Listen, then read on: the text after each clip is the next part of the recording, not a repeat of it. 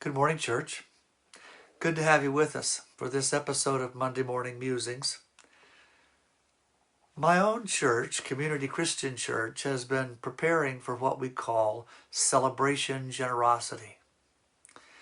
Every year, on the first Sunday of our fiscal year, the church gives away every penny that comes in from the offering. Every penny.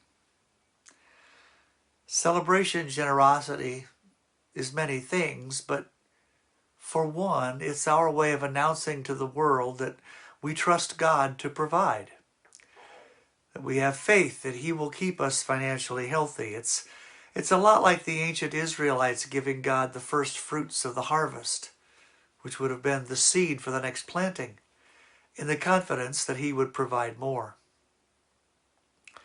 So lately, both at church and on this weekly posting, we've been talking a lot about money. And sometimes not in particularly flattering ways. And so this morning, I want to spend a little time defending money. But first, since I hate to get right to the point, I want you to think about when you were dating. Now, for some of you, that was last weekend. For others, that was last century. Regardless, I bet you can think of someone that you went out with who was great fun. Exciting, entertaining, funny. Someone who was a wonderful date, and someone whom you are so glad you didn't marry.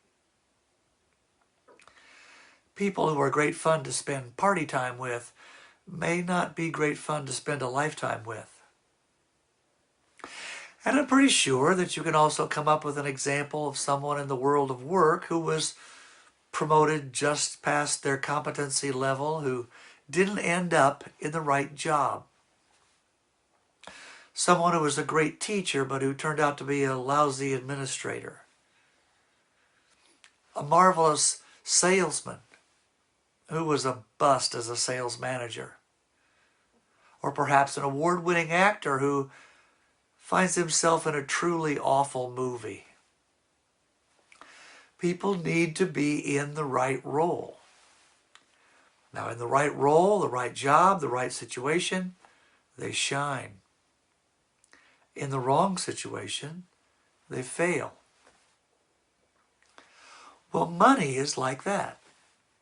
Of all the inventions of mankind, money is one of the most powerful. Money allows us to do all sorts of things that would be impossible without it.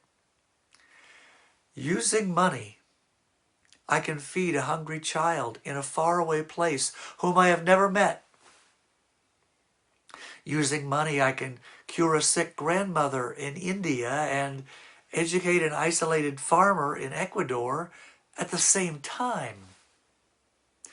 Using money, I can reach around the world, accomplish wonderful things, meet profound needs, provide vital services without getting out of my chair.